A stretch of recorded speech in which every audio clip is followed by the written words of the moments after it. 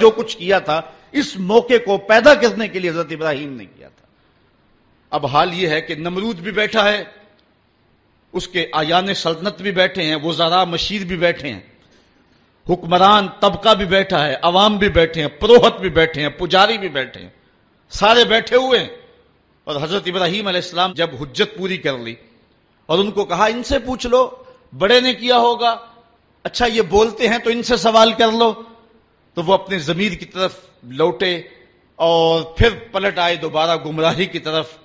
لہجے میں جو ہے وہ توتلا پن تھا،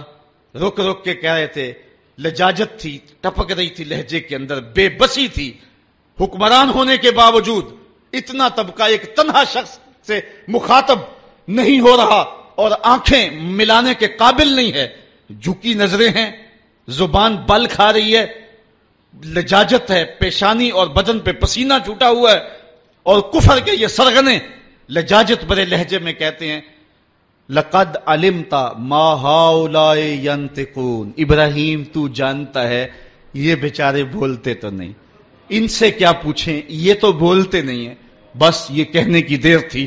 اللہ کا نبی کھڑا ہوا۔ اب سنو حضرت ابراہیم کا لہجہ، قالا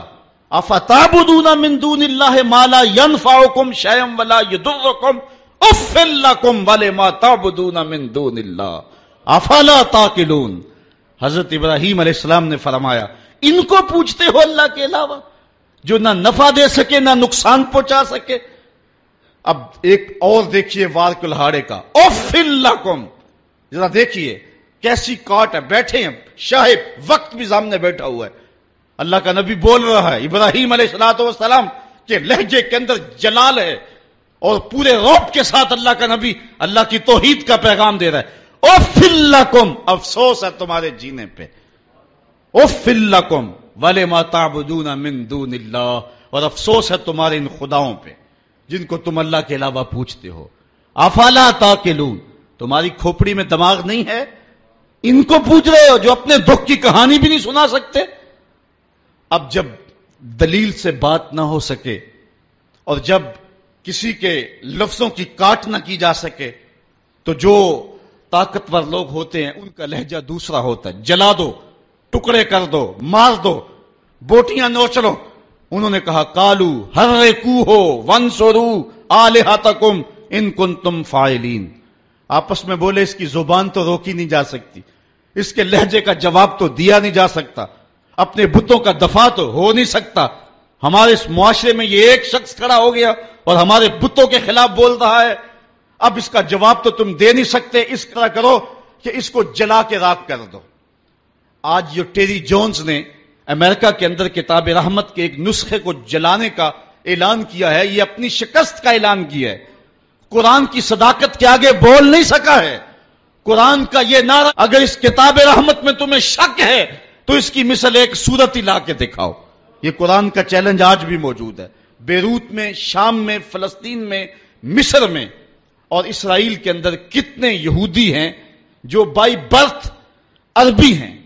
اور وہ عربی کو اچھی طرح سے جانتے ہیں، یہ چیلنج ان کو دیا گیا ہے، لاؤ نا قرآن کی مثل ایک صورت۔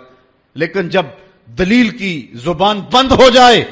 اور انسان دلیل سے بات نہ کر سکے تو پھر اوچھے ہاتھ کنڈوں پہ اتر آتا ہے، پھر گالی اور گولی اس کا لہجہ ہوتا ہے، پھر وہ کہتا ہے جلا دو، ٹکڑے کر دو۔ تو حضرت ابراہیم علیہ السلام کے لیے انہوں نے سب نے مل کر کے یہ فتویٰ دیا، قالوا حرقوہ وانصروا آلہتکم، اس کو جلا دو اور اپنے معبودوں کو بچا لو، ان کنتم فاعلین، اگر تم کچھ کر سکتے ہو تو یہی راستہ تمہارے پاس رہ گیا ہے، اگر اپنے خداؤں کا دفاع کرنا ہے تو پھر اس کی زبان بند کرنے کے لیے یہی طریقہ ہے کہ اس کو آگ میں جلا دیا جائے۔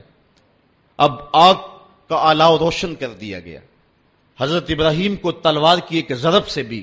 کاٹنے کا اہتمام کیا جا سکتا تھا،